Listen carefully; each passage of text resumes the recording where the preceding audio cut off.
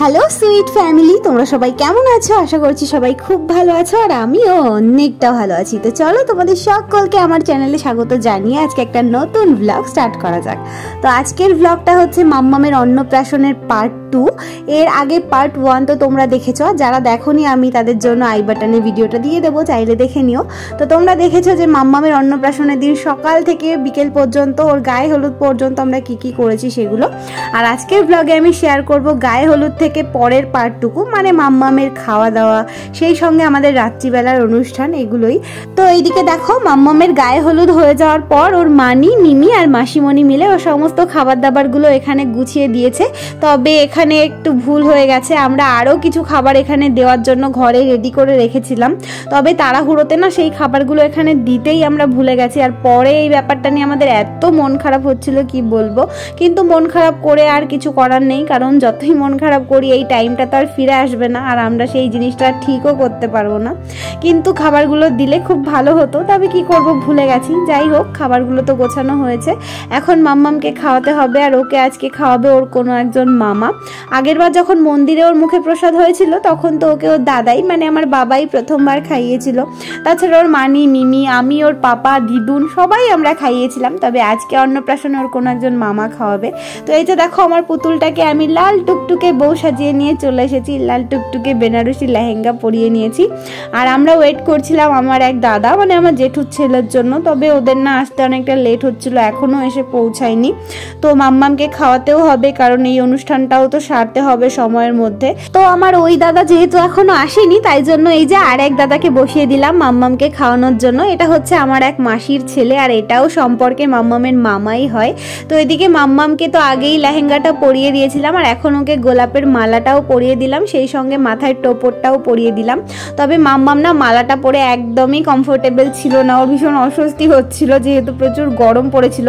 একেই একটা এরকম লেহেঙ্গা পরে আছে, যদিও লেহেঙ্গাটা খুবই সফট ছিল দেখতে এরকম, তবে খুব সফট, কিন্তু তা সত্ত্বেও পরে আছে। সেই সাথে সকাল থেকে ওর ওপরে কত কিছু চলছে, তার সাথে মালা টালা পরে না ওর একটু অস্বস্তিই হচ্ছিল। তো ভেবেছিলাম খুলেই দেব, তবে তার আগে বললো যে কয়েকটা ফটোশ্যুট করবে, তো সেই কারণে আবার একটু পরিয়েও দিচ্ছি। জাস্ট কটা ফটোশ্যুট করবে, তারপরেই আবার ওর মালা টালাগুলো খুলে দেবো, কারণ যাতে ও কমফোর্টেবল থাকে। কারণ ওকে বেশি বিরক্ত করে দিলে না, তারপর যদি কান্নাকাটি শুরু করে বাই চান্স, আর কোনো ফটোশ্যুটও হবে না, আর খাওয়াও হবে না, আমাদের আনন্দও হবে না। সেই কারণে ওকে রাগিয়ে লাভ নেই, ও যাতে চুপচাপ করে থাকে সেরকম ব্যবস্থা করতে হবে আর কি। তো এই যে দেখো, ম্যাডাম তো চুপচাপ করেই বসে আছেন কতগুলো ফটোশ্যুট করার জন্য, আর আমরা সবাই মিলে ওকে এন্টারটেইন করার চেষ্টা করছি যাতে ও চুপ করে থাকে। তো এখন কটা ছবি তোলা হয়ে গেছে, এবারে ওর মালাটা খুলে দিলাম, আর এখন এই দাদা ওকে খাইয়ে দেবে। এই যে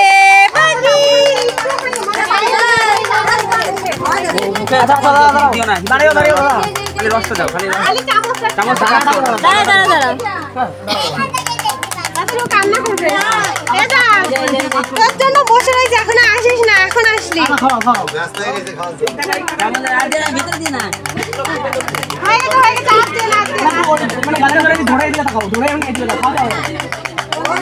আর ছবি হচ্ছে, ছবি। হ্যাঁ হ্যাঁ, ধরে মুখে ঠেকা, মুখে ঠেকা।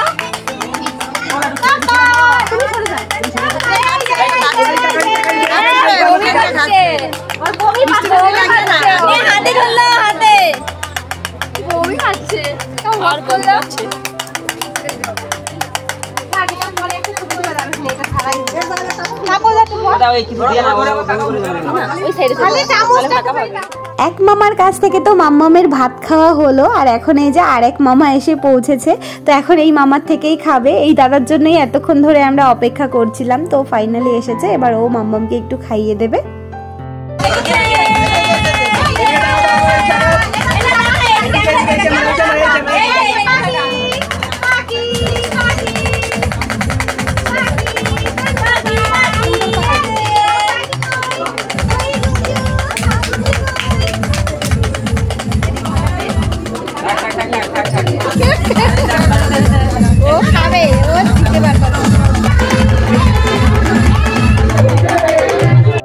সব মামার হাত থেকে তো মাম্মামের খাওয়া হলো, আর এবার পালা ওর নিজের হাতে খাওয়ার। কারণ আমরা না আগে থেকেই প্ল্যান করে রেখেছিলাম যে যখন ওর অন্নপ্রাশন হবে তখন ওর সামনে সমস্ত খাবারগুলো সাজিয়ে ওকে একা একা বসিয়ে দেবো, আর দেখবো যে খাবারগুলোকে নিজের হাতে তুলে খেতে পারে কিনা।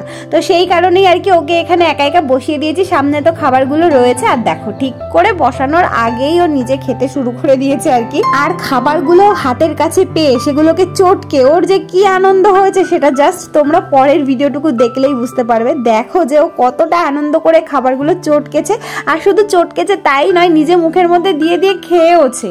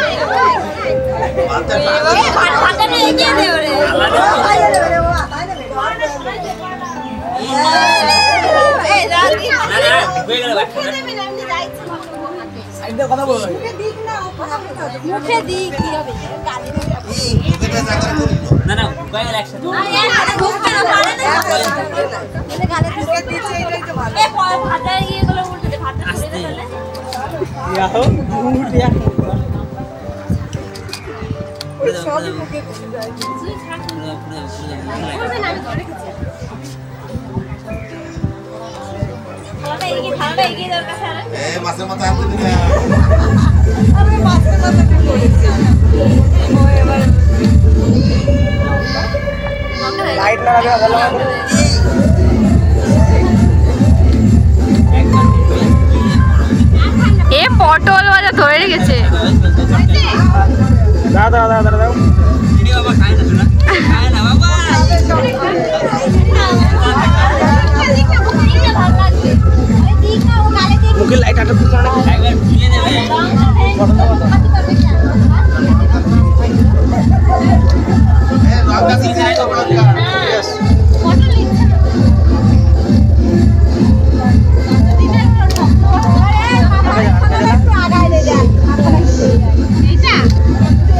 দেখে দুজন মিনিট টাকা দাও, তোমার টাকা এই টাকা এদি টাকা এদি তোমরা জোড়া টাকাও দেখে তোমার দুজন একটু টাকা, তোমার এদি টাকা এদিকে ওদা বৌদি টাকা এদিকে এদি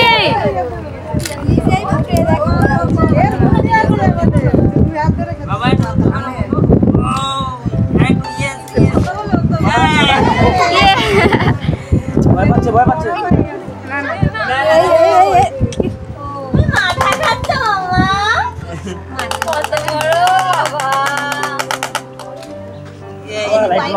প্রবলেমটা কি?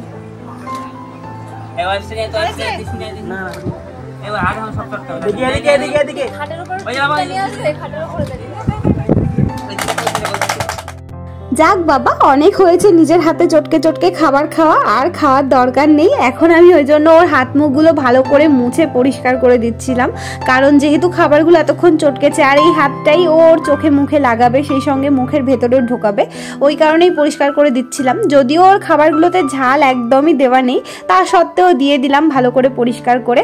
আর এখন ওর আরও অনেক কিছু বাকি আছে, মানে আশীর্বাদ হবে, সেই সঙ্গে আর কি কিছু ফটোশ্যুট হবে, তারপরে আবার আমাকেও সাজতে বসতে হবে, কারণ অনেকক্ষণ থেকে না ওই দিদিগুলো এসে বসে আছে আমাকে সাজানোর জন্য।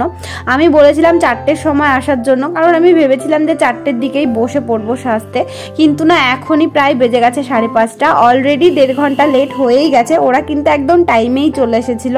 তো আমার ভীষণই খারাপ লাগছিল যে কতক্ষণ আমি সাজতে বসবো, একদমই ভালো লাগছিল না যে একটা মানুষকে আমি কথা দিয়েছি 4টের সময়, সে এসে বসে আছে, তবে আমার কাজ কমপ্লিট হচ্ছে না। আর ব্যাপারটা না আমার ভীষণই খারাপ লাগছিল, একদমই ভালো লাগছিল না, কিন্তু আমি আবার কিছু করতেও পারছিলাম না, কারণ এদিকে রিচুয়ালসগুলো কমপ্লিট না হলে আমি যেতেও পারছি না, কারণ আমি না থাকলে মাম্মামকে নিয়ে কেউ কিছুই করতে পারবে না, সেই কারণে। তো আপাতত খাওয়া দাওয়ার পর্বটা মিটে গেছে, যেটা আজকের মেইন আর কি সেটাই হলো। এবার পর্ব আশীর্বাদের। তো আশীর্বাদ হবে, তার আগে এখানে আমি একটুখানি মাম্মামকে নিয়ে ফটোশুট করে নিচ্ছিলাম। আর জানো তো আজকের দিনটাতে আমরা যেরকম পরিমাণে আনন্দ করেছি, তার সাথে সাথে না বিকেল হতে হতে আমাদের মনটাও একটু খারাপ হচ্ছিল, কারণ এই দিনটার জন্য আমরা আমরা কত বছর ধরে অপেক্ষা করে আছি যে এই দিনটা আসবে আসবে আসবে। তো আজকে অবশেষে দিনটা চলেও এলো, আর এখন দিনটা চলেও যাচ্ছে, আর জাস্ট কয়েকটা ঘন্টা তারপরেই তো সমস্ত অনুষ্ঠান শেষ হয়ে যাবে, সবাই বাড়িতে চলে যাবে, বাড়িটা পুরো ফাঁকা ফাঁকা হয়ে যাবে। তো এগুলো ভেবে একটু মনও খারাপ করছিল, তবে ভীষণ আমরা আনন্দ করেছি। আর এদিকে এখন মাম্মামের সঙ্গে আমাদের তিনজনের একটু ফটোশুট হচ্ছে, কারণ এত কাজের মাঝে না আমরাই একসঙ্গে ফটো তুলতে পারিনি। আর মাম্মামের অন্নপ্রাশনে আমরা প্রচুর আনন্দ তো করেছি, তবে তার মাঝে না আমাদের ছোট্ট একটুখানি আফসোস রয়ে গেছে, কারণ আগে থেকে যতই আমরা সবকিছু প্ল্যানিং করে রাখি সব সময় কিন্তু সব প্ল্যানিং সাকসেসফুল হয় না, তাই না? যেমনটা আমাদের সঙ্গে হয়েছিল। কারণ হচ্ছে অন্নপ্রাশনের দিন হয় না, বাচ্চাদের সামনে বই, খাতা, পেন, টাকা পয়সা বিভিন্ন জিনিস রাখা হয়, ওরা কোনটা হাত দিয়ে ধরে সেটা দেখার জন্য। তো আমরাও সেরকম ভাবে প্ল্যানিং করে সব কিছু গুছিয়ে রেখেছিলাম যে মাম্মামের সামনে ধরবো, ও কোনটা হাত দিয়ে ধরে তুলে নেয় সেটা দেখার জন্য। তবে ওইটা না আমরা একদমই করতে ভুলে গেছিলাম, মানে এত কাজের প্রেশার, মানে এটা করতে হবে ওটা করতে হবে, সেই সাথে মাম্মামকে সামলাতে হবে, এত ব্যস্ততার মাঝে না আমরা পুরোপুরি ভাবে ভুলে গেছি ব্যাপারটা। মানে আমাদের কারোরই মাথাতে আসেনি যে এটা তো আমরা করাইনি। অনুষ্ঠানটা শেষ হয়ে যাওয়ার পরের দিন বোধহয় আমাদের মনে পড়েছে যে এই রে আমরা তো এটা করাইনি। যখন আমরা পরের দিন ঘরটার পরিষ্কার করছি তখন আমাদের মনে পড়েছে। তো সেটার জন্য এতটা খারাপ লাগছিল। একেই তো খাবারের ওখানটায় গন্ডগোল হয়ে গেছে, কিছু খাবার আমরা দিতে ভুলে গেছি, সেই সাথে এই জিনিসটাও করাতে ভুলে গেছি। ভীষণ মন খারাপ হচ্ছিল, কিন্তু কি করব বলো, এইটুকু ভেবে এখন আর মন খারাপ করে লাভ নেই। তাছাড়া বাকি যত ভালো জিনিস সেগুলোই ভেবে মনটাকে ভালো রাখতে হবে। তো যাই হোক, এদিকে মাম্মামের আশীর্বাদ শুরু হয়ে গেছে। আর দেখতেই পেলে প্রথমে ওকে ওর পাপা আশীর্বাদ করলো, আর ওর পাপা ওকে আশীর্বাদ করে একটা সোনার চেন আর একটা লকেট দিয়েছে, যেটা এখন তোমাদেরকে আমি ভালো করে দেখাতে পারলাম না। তবে পরে যখন মাম্মামের গিফট আনবক্সিং এর ভিডিওগুলো আমি করব তখন তোমাদেরকে কাছ থেকে সুন্দর করে দেখিয়ে দেবো। আর এখন ওকে ওর পাপার পরে ওর দাদাই আশীর্বাদ করছে, আর দাদাই ওকে আশীর্বাদ করে দিয়েছে একটা সুন্দর সোনার টিকলি, যেটা কিনা আমরাই পছন্দ করে কিনেছিলাম। আগে একটা ভিডিওতে তোমাদেরকে দেখিয়েছিলাম, তবে আবার যখন আমি গিফট আনবক্সিং এর ভিডিও করব তখন তোমাদেরকে আবার কাছ থেকে সুন্দর করে দেখিয়ে দেবো। আর আমার না ভীষণ শখ যে মাম্মাম এই টিকলিটা ওর বিয়েতেও পরবে, যখন ওর বিয়ে হবে আর কি। তো সেই কারণে একটু বড় করেই বানিয়েছিলাম টিকলিটা। আর এখন ও দাদাইয়ের পর ওকে ওর দিদুন আশীর্বাদ করতে চলে এসেছে, আর ওকে ওর দিদুন কি গিফট করেছে সেটা দেখো। আসলে দিদুন দাদাই একসঙ্গে মিলেমিশেই সব কিছু গিফট করেছে। তো এখানে ওর জন্য একটা এই যে পার্লের যে হারগুলো হয়, নেকলেস, সেটাই ওর জন্য বানানো হয়েছে। আমি নিজেই পছন্দ করে বানিয়েছি। তো কেমন লাগছে অবশ্যই কমেন্টে জানিও। আর এটাও আবার পরে তোমাদেরকে আমি ভালো করে পরের ভিডিওতে দেখিয়ে দেবো। আর মা, বাবা, ওর পাপা, সেই সাথে আমাদের যত বাড়ির গার্জিয়ানরা ছিল বড়রা, সবাই ওকে আশীর্বাদ করেছে। আর তোমরাও মাম্মামকে অনেক আশীর্বাদ করো যেন ও অনেক ভালো থাকে, সুস্থ থাকে, বড় হয়, বড় হয়ে যেন একজন ভালো মানুষ হয়। ব্যাস, আর কিছুই চাই না, চাই যেন ও একজন ভালো মানুষ হয়, এটাই। আর যেন সবসময় সুস্থ থাকে।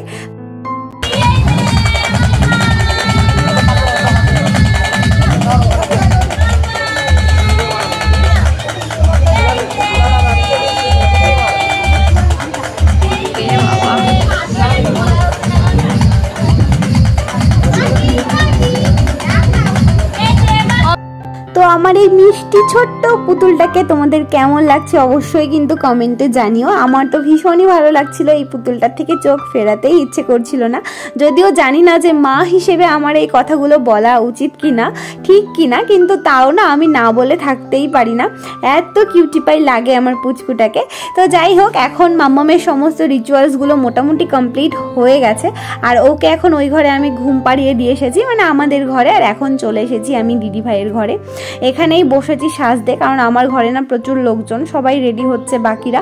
তো ওই কারণে আমি এখানে চলে এসেছি, এখানে ফাঁকা ছিল। তো আমি ওদিকে সাজগোজ করছি, আর ততক্ষণে এইদিকে দেখো বাইরে খাওয়া দাওয়া শুরু হয়ে গেছে। আর আমি বললাম যে আমি ভেবেছিলাম যে 4টের সময় সাজতে শুরু করব, যাতে ওই 5:30 6টার মধ্যে আমার সাজগোজ কমপ্লিট হয়ে যায়।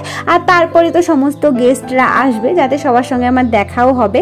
কিন্তু না, একদমই কোনো কিছু সেরকম আমার প্ল্যান মাফিক হয়নি। আমি প্রচুর লেট করে ফেলেছি, কারণ আমি সাজতেই বসেছি প্রায় 6:30টার সময়, যখন সমস্ত গেস্টরা আসছিল ঠিক সেই টাইমটাতেই আমাকে সাজতে যেতে হয়েছে। তাই জন্য আমার কারোর সঙ্গে সেরকমভাবে দেখাই হয়নি। আমি যখন বেরিয়েছি তখন কয়েকজন ছিল, বেশিরভাগ লোকই তো খাওয়া দাওয়া করে চলে গেছে, যারা দূর থেকে এসেছে। যারা কাছে পিঠে ছিল তাদের সঙ্গেই দেখা হয়েছে। তো দেখতেই পেলে ওদিকে খাওয়া দাওয়া শুরু হয়ে গেছে। তার সাথে এখানে স্টলে ছিল কফি, তো এখানে কফিও দেওয়া স্টার্ট হয়ে গেছে। আর আমার সাজগোজ এখনো কমপ্লিট হয়নি। ওদি যাবা ট্রলি একদম উপরে নাকি লিকুইড না পুরো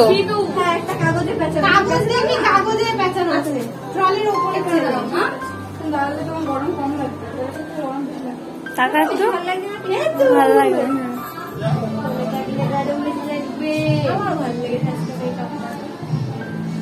হ্যাঁ বেশি সাদা করলে ভালো লাগে না, যেরকম কালো সেরকম করলে ভালো লাগে বেশি। হাত গলা দেখো একই। হ্যাঁ এখন বাজে প্রায় 8টা, আর এই যে আমার সাজটা কমপ্লিট হয়েছে, তবে এখনো একটু সিঁদুর পরতে বাকি আছে। আর আমাকে কেমন লাগছে অবশ্যই কিন্তু কমেন্টে জানিও। আর সত্যি কথা বলতে আমার না আজকের মেকআপ লুকটা ভীষণ পছন্দ হয়েছিল। আর সেই সাথে সাথে সবাই মানে যেই আমাকে দেখেছে সবাই বলেছে যে আমাকে অনেক ভালো লাগছিল। বিশেষ করে আমার ভালো লেগেছে তার কারণ হচ্ছে যে মেকআপটা পুরোই আমার স্কিন টোনের হয়েছিল, কারণ আমার না একদমই সাদা সাদা মেকআপ পছন্দ হয় না। আমার মনে হয় যে যেরকম আমার স্কিন টোন সেরকম মেকআপ হলেই বেশি ভালো লাগে। আর আজকের মেকআপটাও দিদিটা এত সুন্দর করে দিয়েছিল যে আমি কি বলবো, আমার তো লাস্টে মেকআপটা তুলতেই ইচ্ছে করছিল না। আমার নিজেরই এত ভালো লাগছিল, মনে হচ্ছিল যে আমি মেকআপটা সারাক্ষণ রেখেই দিই, তুলবো না, এতটাই ভালো লেগেছিল। তো তোমাদের কেমন লাগছে অবশ্যই কমেন্টে জানিও। তো আপাতত তো আমি সাজগোজ সেরে বাইরে বেরিয়েছি, আর এসে এই যে বড়মশাইয়ের ফ্রেন্ডদের সঙ্গে একটু ফটোশ্যুট করে নিচ্ছিলাম। এগুলো হচ্ছে বড়মশাইয়ের স্কুল ফ্রেন্ড, আর তার সঙ্গে ওদের ওয়াইফরা রয়েছে। তো সবাই মিলে একটু ফটোশ্যুট করলাম। তারপরে এখানে আমার গুড়িয়াটার একটু ফটোশ্যুট হচ্ছিল। পুচুটা দেখো কত সুন্দর বসে রয়েছে, আর ওকে কত কিউটি পাই লাগছে। আমি যতবার ওকে দেখি ততবার আমার এই কথাটাই মনে হয়, তাই জন্য আর না বলে সামনে থাকতে পারি না। তো তোমাদের কেমন লাগছে আমার পুচকুটাকে অবশ্যই কমেন্টে জানিও। তো দেখো এই যে কি সুন্দর কিউট কিউট লাগছে, ও বসে রয়েছে কত সুন্দর ফটোশ্যুট করছে। আর এই যে ফাইনালি আমরা ফুল ফ্যামিলি এখন একই ফ্রেমে। সবাইকে একসঙ্গে কেমন লাগছে অবশ্যই কিন্তু কমেন্টে জানিও। চাইছিলাম সবাই একটু ফটোশ্যুট করতে, কিন্তু মাম্মাম সেটাতে কিছুতেই রাজি নয়। ও এখন শুধু চারিদিকে ঘুরে ঘুরে সবকিছু দেখবে, একদমই ওর ফটোশ্যুট করার মুড নেই। বিশেষ করে পেছনে যে এই যে ফুলগুলো দিয়ে সাজানো হয়েছে, এই ফুলগুলোর দিকেই ওর নজর। এই ফুলগুলো ওকে ধরতে হবে, এটাই হচ্ছে ওর আর কি চাহিদা। তো যাই হোক, এখন আমাদের সবার তো শ্যুট করা হয়েছে, আমাদের 3 জনের একটু করা হচ্ছিল শ্যুট, তার মধ্যেও ওকে ওই একই কাজ করতে হবে, পেছনটা দেখতে হবে। তো ওদিকে আমাদের ফটোশ্যুট চলছে, ততক্ষণে বাইরে এই যে সবাই নাচানাচি শুরু করে দিয়েছে। আর আমরাও ভাবছিলাম কতক্ষণে নাচানাচি করব, কিন্তু এখনো পর্যন্ত জানো তো আমি প্যান্ডেল থেকে বাইরেই বেরোতে পারিনি। কারণ প্রথমে তো এতটা লেট হয়ে গেছে আমার রেডি হতে, তারপরে আবার সব গেস্টরা আসছিল, তো সবার সঙ্গে একটু কথা বলতে হচ্ছিল, তারপরে আবার মাম্মামকে সামলাতে হচ্ছিল, তারপর আবার আমাদের একটু ফটোশ্যুট হচ্ছে। এই করে করে এখনো পর্যন্ত আমি বাইরে বেরোতে পারিনি। তবে মাম্মাম এতক্ষণে ঘুমিয়ে পড়েছে, আর আমাদেরও ফটো সেশন মোটামুটি কমপ্লিট হয়েছে। আর রাতও কিন্তু অনেকটা হয়ে গেছে, প্রায় 12টা বেজে গেছে। আর তাই এখন রিমা ইপসিতা ওরা খাওয়া দাওয়া করতে এসেছে। তো প্রথমেই তোমাদেরকে মাম্মামের অন্নপ্রাশনের মেনু কার্ডটা একটু দেখিয়ে দিলাম। তো এখন ওরা খাওয়া দাওয়া করছে, আর আমাদের আর একটুখানি বাকি আছে, ওইটুকু হলে আমরাও খেতে আসব।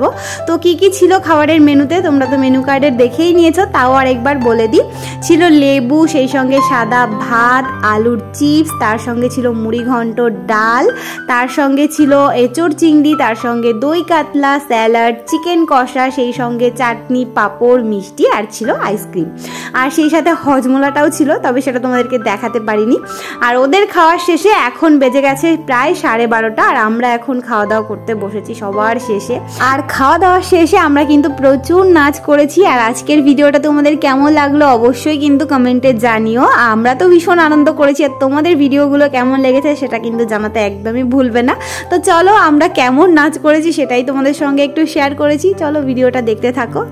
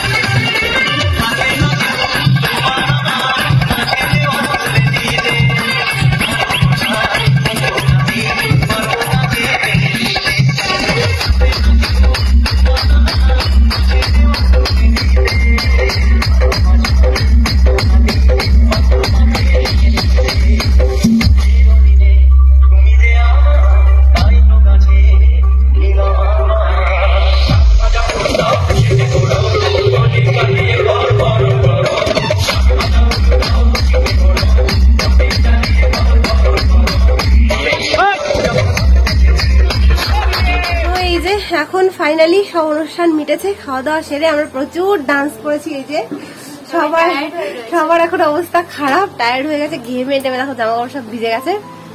মাসি নাচ করে, হ্যাঁ ওই যে মাসি রয়েছে নাচ করেনি, তো পুরো ঘেমে গেছি, মেকআপ টেকআপ সব আমার গলে গলে পড়ছে। যাই হোক চলো টাটা।